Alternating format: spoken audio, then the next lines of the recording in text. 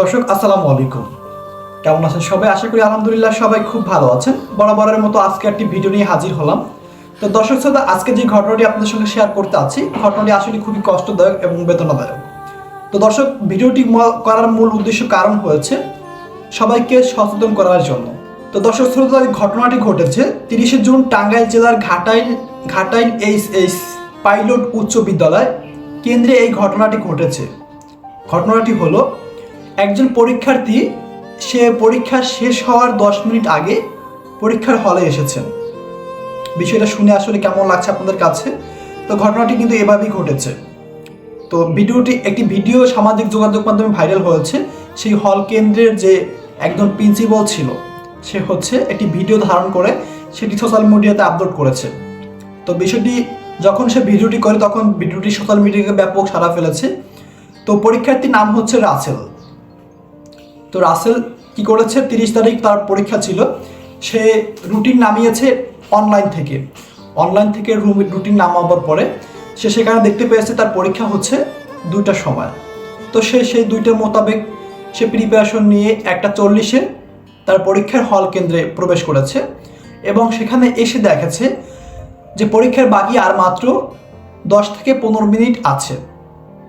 তো তখন সে ব্যাপক কান্নাকাটি করতেছে যে কিভাবে সে পরীক্ষা দিবে বা পরীক্ষাটি তার মিস হলো, এ বিষয় নিয়ে সে ব্যাপক কান্নাকাটি করতেছে। তো এই বিষয় নিয়ে তখন স্কুলের পাশে, কেন্দ্রের পাশে অনেক হইচই এবং অনেক মানুষ জড়ো হয়ে গিয়েছে। তো সেখানে অনেক সাংবাদিক ভাইরা ছিল, তারা প্রশ্ন করল যে আপনি এত লেট করে কেন পরীক্ষা দিতে আসছেন। তো তখন সে ভিডিওর মাধ্যমে জানিয়েছে যে সে অনলাইন থেকে একটি রুটিন ডাউনলোড করেছিল।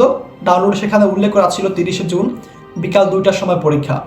তার এটুকু বোঝা উচিত ছিল যে সবার কাছে জানা, তারপর সহপাঠী যারা আছে তারা কখন পরীক্ষা দিতে যাচ্ছে বা কখন পরীক্ষা দিচ্ছে, একটা প্রিপারেশনের ব্যাপার আছে, সব কিছু গুছিয়ে একটু জানা দরকার ছিল। তো সে রুটিন অনুযায়ী ফলো করে, এমনকি পরীক্ষার আগের সময় থেকে তো স্কুল থেকেই রুটিন দেওয়া হয় বা কলেজ থেকেই রুটিন দেওয়া হয়, সেই রুটিনটি যে অনুসরণ না করার কারণে, ক্লাস না করার কারণে সে কলেজ থেকে রুটিনটি নিতে পারেনি। সে অনলাইন থেকে ডাউনলোড করেছে। অনলাইন থেকে যে ভুল রুটিন ডাউনলোড করার কারণে সে পরীক্ষাটি দিতে ব্যর্থ হয়েছে।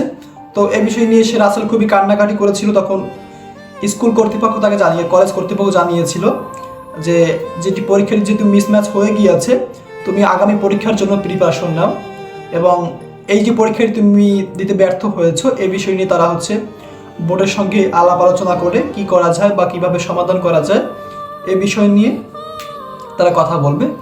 তো যারা শিক্ষার্থী ভাই ও বোনেরা আছেন তাদের কাছে একটি অনুরোধ থাকবে, আপনারা কখনোই অনলাইন থেকে রুটিন দেখে পরীক্ষা দেওয়ার জন্য প্রস্তুতি নেবেন না বা পরীক্ষা দিতে হলে যাবেন না।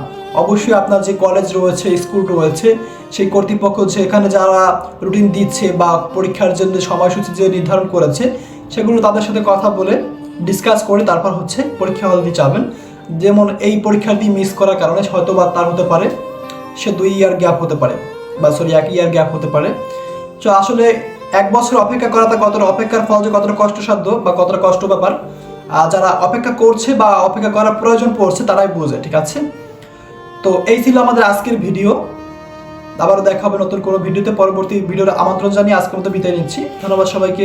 আসসালামু আলাইকুম।